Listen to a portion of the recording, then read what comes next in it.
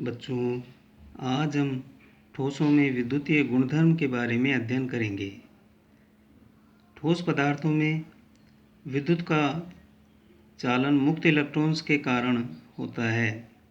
इन electrons की गतिशीलता के कारण ठोस पदार्थ तीन प्रकार के होते हैं: चालक, अर्धचालक व कुचालक।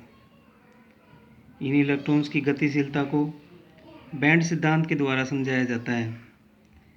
बैंड सिद्धांत क्या होता है कि जैसा कि धात्विक चालकों में परमाणु की संख्या अधिकतम होती है, जो आपस में जुड़कर अणु कक्षा का निर्माण करते हैं, जिनकी ऊर्जा लगभग बराबर होती है, और ये आपस में मिलकर एक बैंड बनाते हैं, जिसे बैंड सिद्धांत कहते हैं। यह सिद्धांत अणु कक्षा के सिद्धांत पर आधारित होता है।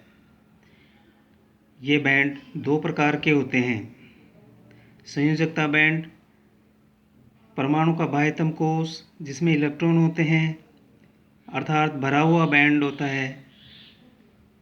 इसी के आगे चालकता बैंड, जो दूसरे प्रकार का होता है, जिसमें इलेक्ट्रॉन्स गति करते हैं।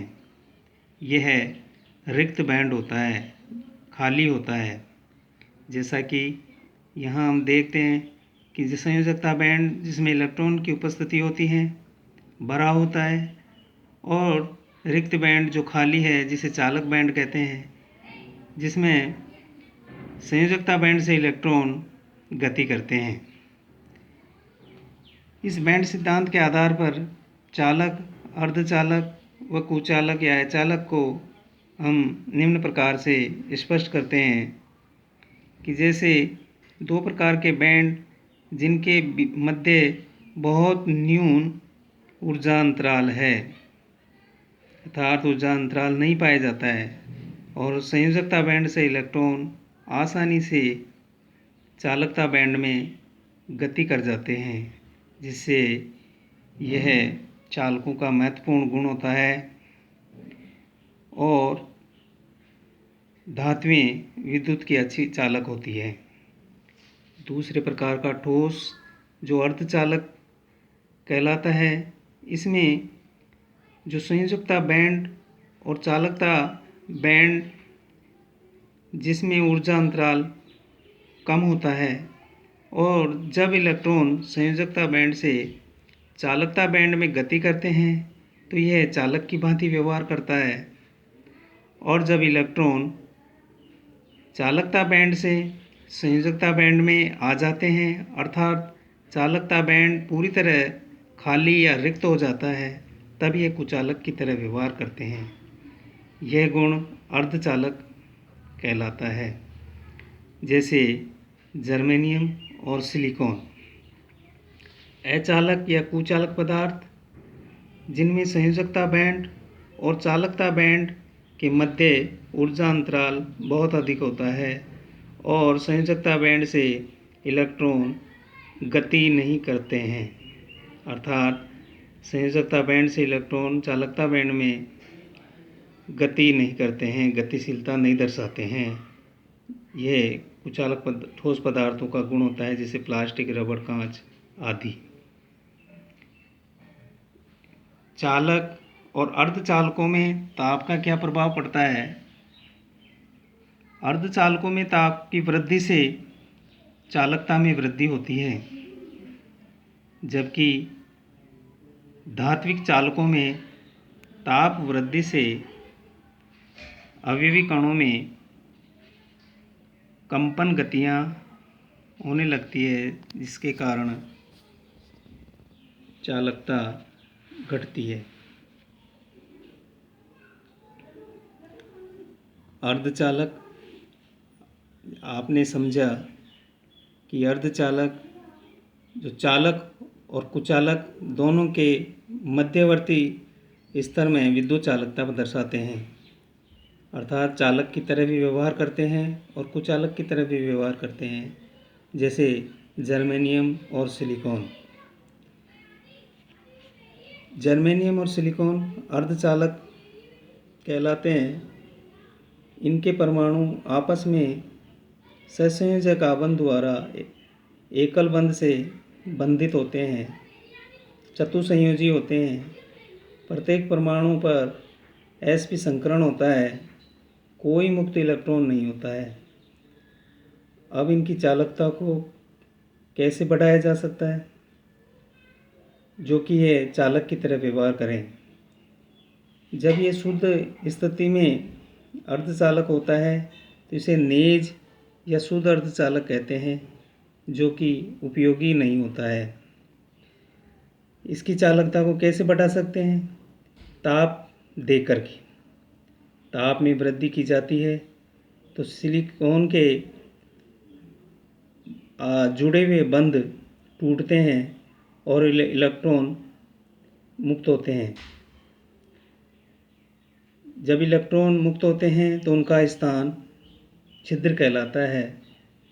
ऐसी स्थिति में जब विद्युत क्षेत्र जोड़ा जाता है तो इलेक्ट्रॉन धनावेशित प्लेट की ओर गतिशील होते हैं और छिद्र ऋणावेशित प्लेट की ओर गतिशील होते हैं, जिससे विद्युत धारा का चालन होता है। ताप में वृद्धि से शुद्ध अर्धचालक जर्मेनियम और सिलिकॉन में चालकता में वृद्धि होती है। इसी प्रकार डोपिंग या अपमिश्रण। डोपिंग या अपमिश्रण क्या होता है कि जिस प्रकार शुद्ध अर्धचालक जर्मेनियम सिलिकॉन है, इनकी चालकता को बढ़ाने के लिए इनमें उचित अशुद्धियाँ वाले तत्व मिलाए जाते हैं, जिससे कि चालकता बढ़ जाती है। ये दो प्रकार के तत्व होते हैं। इलेक्ट्रॉन धनी तत्व जो इलेक्ट्रॉन देते हैं वो n प्रकार के अर्धचालक कहलाते हैं, और दूसरे इलेक्ट्रॉन न्यून या ग्राही तत्व जो इलेक्ट्रॉन ग्रहण करते हैं वो p प्रकार के इलेक्ट्रॉन अर्धचालक कहलाते हैं। जैसा कि हम यहाँ p प्रकार वो n प्रकार के अर्धचालक किसे कहते हैं, इसको स्पष्ट करते हैं। शुद्ध जर्मेनियम सिलिकॉन नेज या शुद्ध अर्धचालक कहलाते हैं, जो 14वें समूह के तत्व होते हैं, चतुसंयोजी होते हैं, इनमें मुक्त इलेक्ट्रॉन नहीं होते हैं। अब यदि 13वें समूह के तत्व बोरोन, एल्युमिनियम, गैलियम जो कि त्रिसंयोजी होते हैं, अर्थात इनके बाह्यतम कोश में 3 इलेक्ट्रॉन होते हैं, जब किसी एक तत्व को जैसे सिलिकॉन के क्रिस्टल में मिलाया जाता है, जैसे कि यहाँ बोरोन को मिलाया गया, तो बोरोन के अंतिम कोश के 3 इलेक्ट्रॉन सिलिकॉन के 3 इलेक्ट्रॉन के साथ साझा कर लेते हैं, जबकि बोरोन में एक छिद्र रह जाता है और सिलिकॉन का एक इलेक्ट्रॉन फ्री रह जाता है। इस यह इलेक्ट्रॉन बोरोन के छिद्र को भरता है, और जब इलेक्ट्रॉन मुक्त होता है तो इलेक्ट्रॉन का स्थान छिद्र कहलाता है। जब विद्युत क्षेत्र इस स्थिति में जोड़ा जाता है तो इलेक्ट्रॉन ऋणावेशित प्लेट की ओर गतिशील होते हैं, जबकि ये छिद्र होल धनावेशित प्लेट की ओर गतिशील होते हैं। यह छिद्र धनावेश की तरह व्यवहार करता है, अर्थात ये पॉजिटिव चार्ज होता है, जिसे p प्रकार के अर्धचालक कहते हैं। तो p प्रकार के अर्धचालक बनाने के लिए 13वें समूह के तत्वों की डोपिंग या अपमिश्रण की जाती है।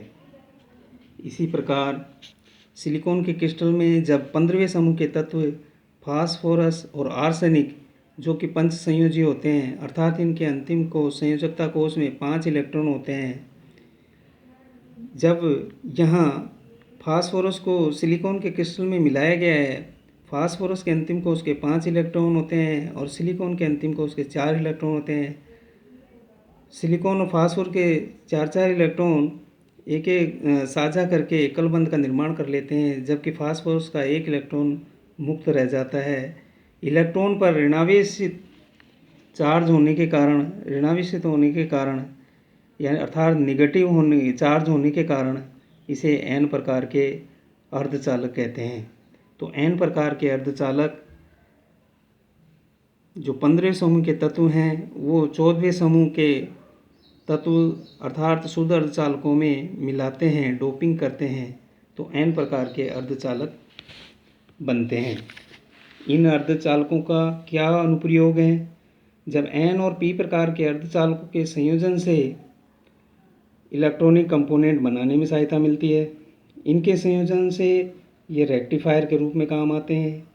एक प्रकार के अर्धचालक को दो प्रकार के अर्धचालकों के बीच में सैंडविच की तरह जब रखा जाता है, जैसे NPN, PNP, तो ये ट्रांजिस्टर बनते हैं जिनका उपयोग रेडियो आवर्ती संकेत व श्रव्य संकेत की पहचान और प्रवर्धन में काम में लिया जाता है।